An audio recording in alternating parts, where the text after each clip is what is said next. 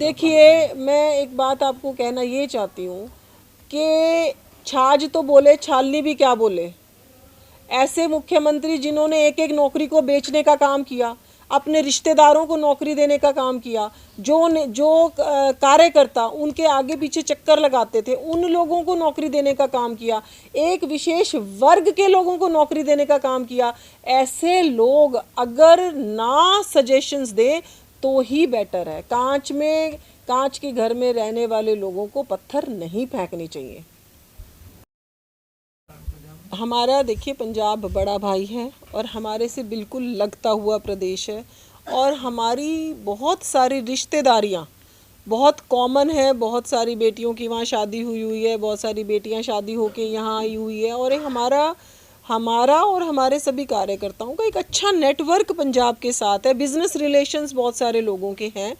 तो जैसे ही केंद्र से संगठन के लिए जो भी आदेश आएगा, संगठन उन आदेशों का अक्षरशः पालन करेगा, और जिस भी कार्यकर्ता की ड्यूटी वहाँ लगेगी वो तो जाएगा ही जाएगा। पर उसके अलावा भी जिन लोगों की मान लो रिश्तेदारी है, किसी के बिजनेस रिलेशंस हैं, तो जैसे ही चुनाव पास आएगा तो उनको हम अपने स्तर पर भी कहते हैं कि आप जाके बोल के आओ या फ़ोन करके बात करो।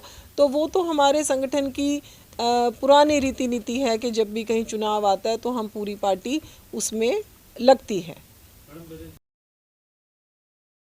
पहला सवाल, हमने जैसे एक मैं प्रदेश अध्यक्ष हो गई, उसके बाद 2 हमने सीनियर अपनी बहनों को, जैसे हमारी सुनीता दुग्गल जी पूर्व में सांसद हैं, और लतिका शर्मा जी पूर्व में विधायक रही, राष्ट्रीय महिला मोर्चा की कोषाध्यक्ष की ड्यूटी जिम्मेवारी पे रही, और साथ ही साथ 3 बहनें हमारी सचिव की भूमिका में इस समय आई हैं। प्रतिभा सुमन जी हैं, और गुरप्रीत कौर जी हैं, मीना चौहान जी हैं। तो महिलाओं की एक प्रमुख भूमिका। और उसके बाद जितने भी हमारे टेक्निकल काम्स हैं, जो टेक्निकल काम, जैसे मान लो कोई आईटी का प्रमुख है, सोशल मीडिया का प्रमुख है, तो अब उसमें जब हमारे सह प्रमुख बनेंगे, क्योंकि अभी उन लोगों की भी टीम्स बननी है, तो उसमें जिस बहन का जो, क्योंकि ये वाले काम हम नॉन टेक्निकल पर्सन को नहीं दे सकते कि सिर्फ देने के लिए आपने दे दिया, because you have to deliver, कि स्किल के साथ हमें करना पड़ेगा। तो उसमें अब जैसे जैसे जिन बहनों की जिस स्किल के साथ जो काम होगा, उसमें भी उनको अवश्य जिम्मेवारी मिलेगी। जहाँ तक एसआईआर की बात है, तो ये हम सब के लिए गहन चिंता का विषय है कि हमारे करीब 33 लाख से ज़्यादा वोट जो हैं वो हरियाणा में एसआईआर के जो फर्स्ट फेज़ था उसमें कटे हैं। तो उसके लिए अब सबसे बड़ी इसमें समस्या ये आ रही है कि जो लोग, मान लो 1 महीने का जो समय था जब बीएलओ 3 बार किसी के घर गया, सपोज़ वो व्यक्ति अपने विदेश में छुट्टी मनाने गया हुआ था, क्योंकि ये वाला थोड़ा सा समर सीज़न था। मान लो कोई व्यक्ति या कोई परिवार अपने बच्चों के पास गया हुआ है, किसी के परिवार गुड़गांव रहता है, कोई बेंगलोर रहता है, कोई हैदराबाद रहता है। तो जो हमारे पढ़े लिखे लोग हैं वो कहीं ना कहीं उस चीज़ के लिए उसको उन्होंने उतनी संजीदगी से नहीं लिया कि उन्होंने ऑनलाइन फॉर्म भरा, तो उन लोगों के फॉर्म्स नहीं भरे गए। तो अब हमने हर बूथ के ऊपर अपने फॉर्म नंबर 6 एक बड़ी संख्या में भेजे हैं। साथ ही साथ हमारे BLA 2 भी लगे हैं। आज भी अभी हमारी मंडल अध्यक्षों की भी बैठक चल ही रही है, और एक बार 7 जिलों के मंडल अध्यक्षों की बैठक अभी मैंने पानीपत में ली 3-4 दिन पहले। तो हमारे सारे कार्यकर्ता बूथ के ऊपर उतरेंगे, और जिन लोगों की वोट्स कटी हैं, और वो लोग हैं उन्होंने केवल अपना फॉर्म नहीं भरा, तो उनके साथ सभी लोग लगेंगे। जैसे कि अब मुझे भी चेक करना है कि भाई बाई चांस कहीं नाम आया है, तो इसलिए आप सब आज यहाँ उपस्थित हैं। आप सभी के चैनल के माध्यम से मैं हरियाणा के सभी निवासियों से करबद्ध प्रार्थना करती हूँ कि ड्राफ्ट वोटर लिस्ट में, ड्राफ्ट वोटर रोल में कृपया अपना वोट ज़रूर चेक करिए। और इस लोकतंत्र के लिए आप सभी की जिम्मेवारी है। वोट देना हमारा लोकतांत्रिक अधिकार है, और हमें अगर इस अधिकार का उपयोग करना है, भारत को एक मजबूत लोकतंत्र स्थापित करना है, तो हमारी वोट ज़रूर बननी चाहिए। तो अगर आपका ड्राफ्ट वोटर लिस्ट में नाम नहीं है तो कृपया करके 6 नंबर का फॉर्म भर के, और वो 6 नंबर का फॉर्म बहुत आसान है भरना, कोई उसमें मुश्किल नहीं है। हमने अभी उसकी कार्यशाला भी करी, 5 मिनट में फॉर्म। जो 6 नंबर का फॉर्म है, जो इलेक्शन कमीशन की साइट पर भी है, जो नई वोट बनाने के लिए भरा जाता है।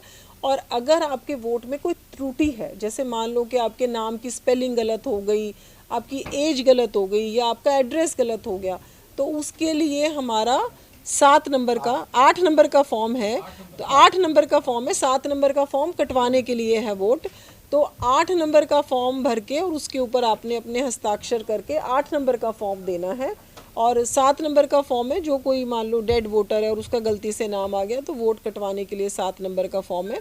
तो 6 नंबर और 8 नंबर का फॉर्म जो है हमने खुद साइन करके देना होता है। तो वो मैं आप सब चैनल्स के माध्यम से आज सभी हरियाणा के वासियों से प्रार्थना करती हूँ कि हमारी शुद्ध वोटर लिस्ट बने। आप मजबूत लोकतंत्र की स्थापना में अपना अपना रोल जो है वो अदा करें, लेकिन वो तभी संभव है जब आपकी वोट होगी। अगर वोट ही हमारी कट जाएगी तो हम अपना रोल नहीं निभा पाएंगे। ऑनलाइन भी लोग वोट बनवा सकते थे, लेकिन जिन लोगों ने ऑनलाइन नहीं बनवाई है, तो वो अब सबसे मैं निवेदन करती हूँ कि 6 नंबर का फॉर्म भर के वो जो है वोट जरूर बनवाएं।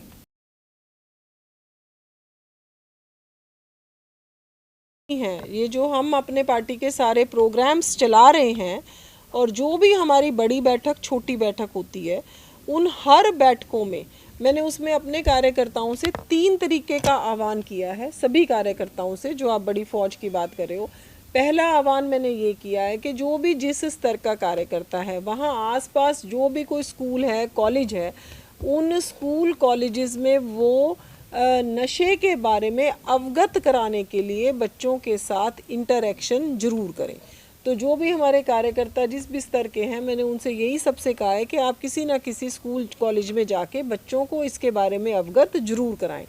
दूसरा विषय कि जो भी स्कूल और कॉलेजेस के आसपास कार्यकर्ता चिन्हित करे, कार्यकर्ता ने कुछ करना नहीं है, वो केवल चिन्हित करे कि कहाँ ऐसा कुछ गड़बड़ हो रही है, कहाँ ये सामान बिक रहा है, और कार्यकर्ता चिन्हित करके केवल अपने जनप्रतिनिधि को या चुनाव लड़े हुए प्रत्याशी को, वहाँ पर हमारे मेयर हैं, जिला परिषद के चेयरपर्सन हैं, जो भी हमारे चुने हुए जनप्रतिनिधि हैं, एक बार उनको बता दें। उसके बाद कार्रवाई वो चाहे मुख्यमंत्री जी के माध्यम से करवाएं, चाहे वो स्वयं पुलिस के माध्यम से करें। तो ये भी सभी कार्यकर्ताओं को हमने कहा है कि उन स्थानों को चिन्हित करें जहाँ से ये सामान बिकता है। तीसरा काम, जहाँ पर भी हम लोगों से संवाद करते हैं, जैसे मैं कल का आपको उदाहरण देती हूँ। तो कल मैंने पानीपत में गुज्जर समाज ने एक सम्मान समारोह किया था, जिसमें 500 के करीब उनकी संख्या थी, 500-600 लोग थे। मैंने वहाँ पर भी कल संवाद किया कि आज जो हमारे युवा नशे की तरफ जा रहे हैं, उसका बहुत बड़ा कारण है कि माता पिता, मेरा सभी माता पिताओं से एक सवाल है कि जब पहली बार बच्चा सिगरेट पी के आता है या जब पहली बार बच्चा शराब पीकर आता है, तो माता पिता को उसके मुंह में से स्मेल या दुर्गंध क्यों नहीं आई? क्योंकि हम उनके साथ समय नहीं बिता रहे। क्योंकि हम अगर उनके कोई लक्षण चेंज हो रहे हैं, तो हमें पहली बार, अगर कोई भी माँ बहुत केयरफुल होगी, तो पहली बार भी जब बच्चा, मुझे लगता है, स्मोक करके आता है, तो उसी टाइम उसको पता चल जाना चाहिए कि आज कुछ गड़बड़ हुई है। या पहली बार भी वो शराब पी के आता है तो पता चल, क्योंकि this is the first step नशे की तरफ जाने के लिए।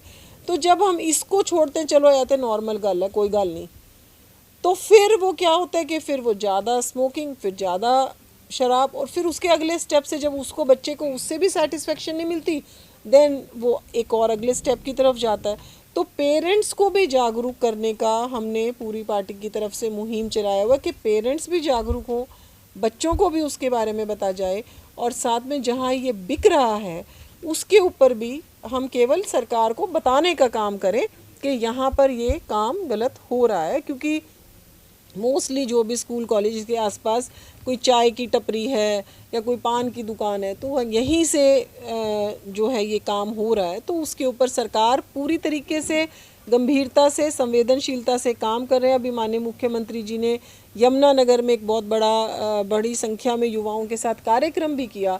मुख्यमंत्री जी लगातार नशे के खिलाफ काम कर रहे हैं, और पार्टी भी उनके साथ कंधे से कंधा मिलाकर काम कर रही है।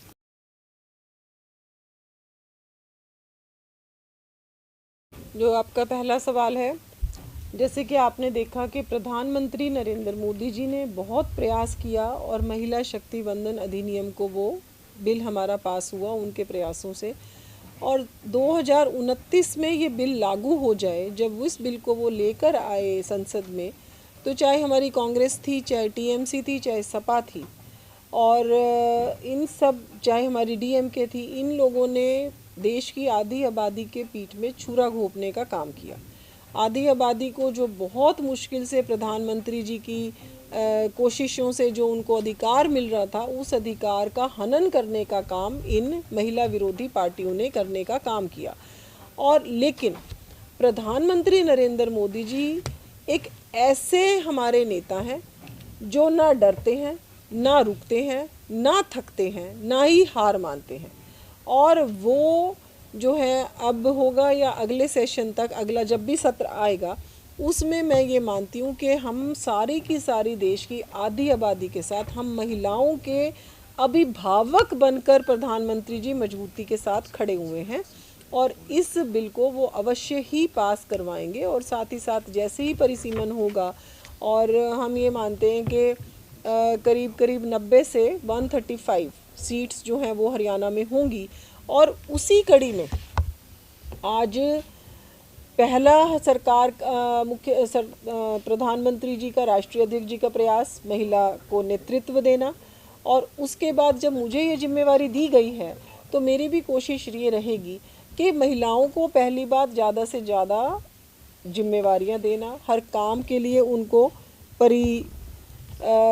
परिपक्व करना, ताकि आने वाले समय में वो अपनी भूमिका निभा पाएँ, और ज़्यादा से ज़्यादा महिलाओं को जिनके राजनीतिक क्षेत्र में रुचि है उनको इस काम के साथ जोड़ना, ताकि हम 33% महिलाओं को फील्ड में उतार सकें। तो उसके लिए हम लगातार काम कर रहे हैं। और जहाँ तक यूसीसी की बात है, वो भी हम जल्दी ही मुख्यमंत्री जी से उसके बारे में चर्चा करेंगे। और आप सभी आज यहाँ पर आए हैं, आप सभी का बहुत